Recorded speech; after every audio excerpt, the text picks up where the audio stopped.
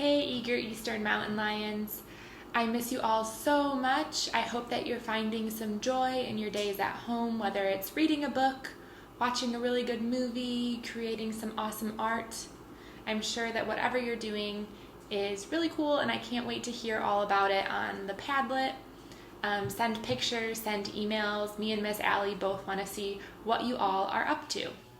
When I have extra free time at home, what I really love to do is read a good book. So that's what we'll do today. Growing up, I lived down the street from an author and illustrator. They were husband and wife, and they wrote and illustrated some really amazing books that I loved to read when I was your age. So today we'll read one of those. The book we'll be reading is The Library. It's written by Sarah Stewart, and the pictures are by David Small. They lived in this house, and then just down the street they had this studio where he had all of his pictures hung up on the walls, and it was a really beautiful space, and I think that you'll enjoy the pictures a lot in the book too. So I can't wait for you to hear it. Let me know what you think. The Library.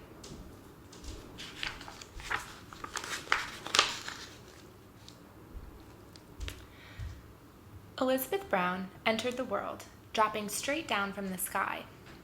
Elizabeth Brown entered the world, skinny, nearsighted, and shy.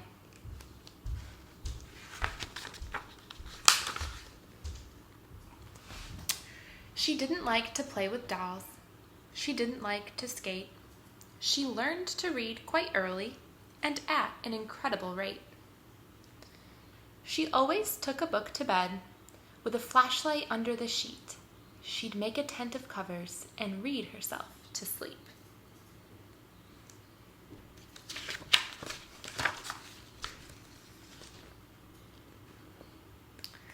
Elizabeth Brown went off to school dragging a steamer trunk.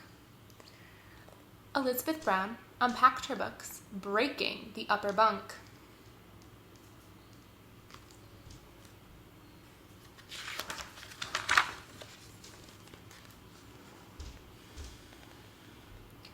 She sat in all her classes and doodled on a pad, adrift in dreams of entering a reader's Olympiad.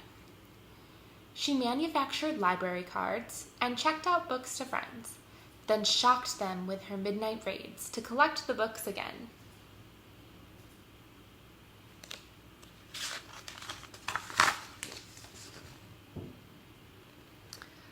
Elizabeth Brown preferred a book to going on a date.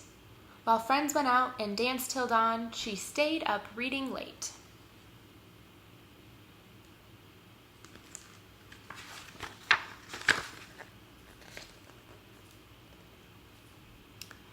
She took the train one afternoon and promptly lost her way, so bought a house and settled down to tutoring for pay.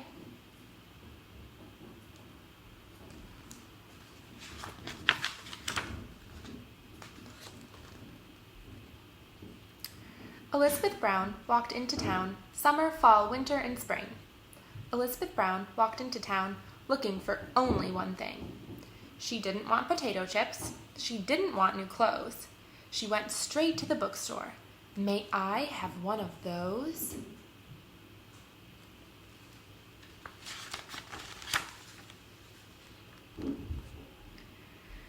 Elizabeth Brown walked right back home and read and read and read. She even read while exercising and standing on her head.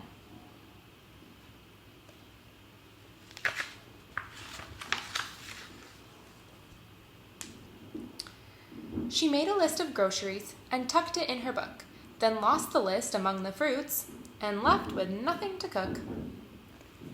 She read about Greek goddesses while vacuuming the floor, attending only to her book. She'd walk into a door.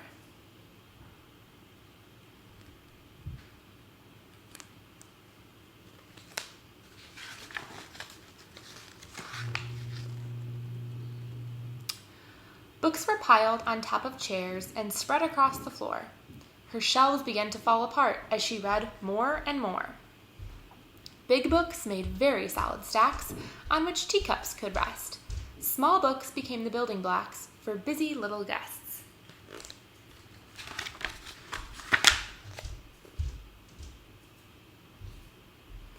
When volumes climbed the parlor walls and blocked the big front door, she had to face the awful fact. She could not have one more.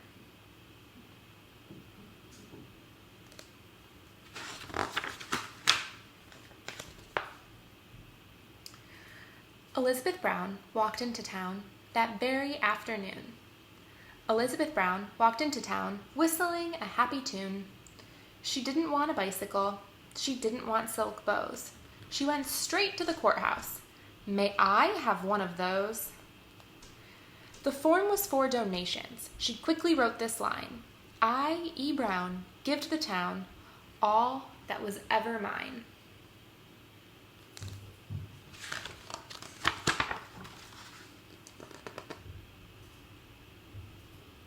It says Elizabeth Brown, Free Library.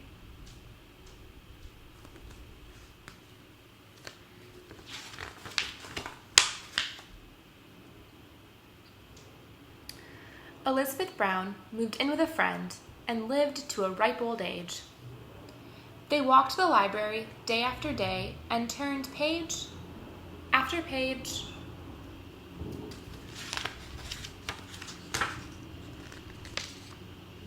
after page.